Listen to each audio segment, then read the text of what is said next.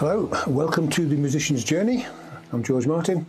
I am in the middle of creating a country song using Steve Terreberry's How to Be Country method, sort of fairly tongue-in-cheek. And today I'm going to be actually looking at sticking on the electric guitar. So what I'm going to be doing is I'm going to use my Stratocaster and I'm going to add some rhythm parts and some rhythm fills. And then I'm going to be using a Telecaster, bits caster that I've got, and adding some more fills and a solo. Okay, so the first thing I want to do is just have a quick look at where we are now, where we've got up to in recording this country song.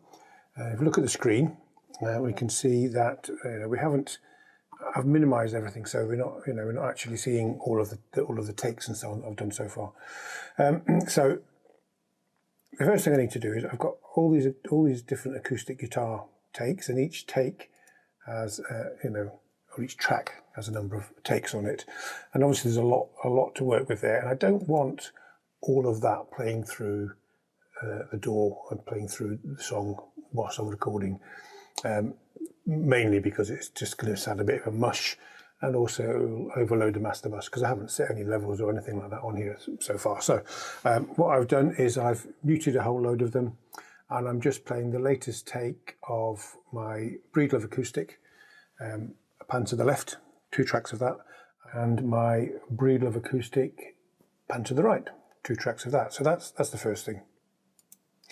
The next thing is I'm actually recording electric guitars and basses. So as I said, I've already set the tracks up in advance. So I'm going to have a Strat rhythm guitar, which will be pan to the left, and then I'll double it and pan it across to the right. There'll be some fills that I'll do with the Strat as well. There'll be some Telecaster fills, and there's a short solo section in the song, so that'll be there as well. The first thing is the Strat is coming in on input. In fact, they're all coming in on input 1. So I'll just set that up. This is one of the guitars I'm going to be using today. This is my 2022 American Professional 2 Stratocaster. Let's bring the level up on the input. A bit hot.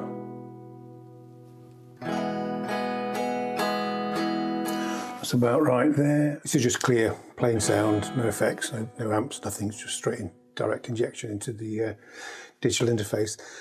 So what I want to do is I need to put some amps and effects on this. Now I could use my outboard gear, I could use one of my amplifiers, some of my effects units or pedals, and then record via microphone, or in fact I can still go direct in as well. But what I'm going to do is actually record this really clean, so that I've got options later on. I can change the amplifier, I can change the effects. One of the beauty of working with DI straight into the DAW, and any decisions you make, other than the playing, you can change later on. So the first thing, okay, so we'll stick that on there. This is a software plugin which I can use to affect the sound of the guitar as it goes in. And what I'll do, let me just choose. I want something fairly crunchy. Try that one.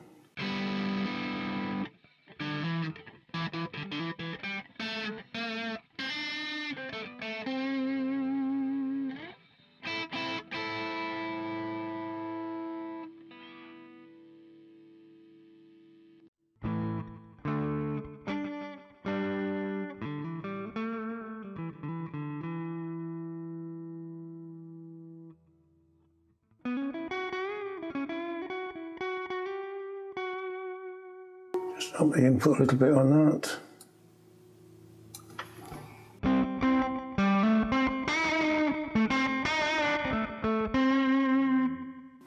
Or maybe just up the master volume a bit.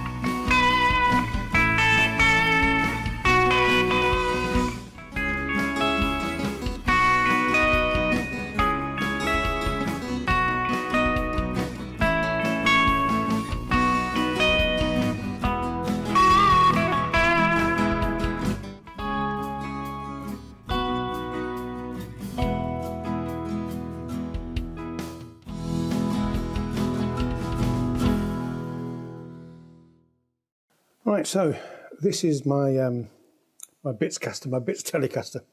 So it was made by a friend of mine a few years back. Cheers, Rob, if you're watching. It's a Telecaster kit. But since he gave it to me, I've had another very good friend of mine, Rick. Cheers, Rick, if you're watching. Done some work on it. We put different pickups in, so fret dressing. The headstock has been reshaped as the shape wasn't very telly-like. So I'm going to try using this for the solo part. So I don't know how good this guitar is going to be. It's not one I play very often. It actually wasn't very playable. Sorry, Rob. Until Rick did some stuff to it, and it is much more playable now. So before I start working on this solo, let's see what Steve Terreberry's got to say about what a country song solo should be like. Oh, and on another note, none of this shredding bullshit. None of this. I'm going to leave the same effects patch on there. Again, I can sort that out as and when. So the solo is there. If I turn the loop on,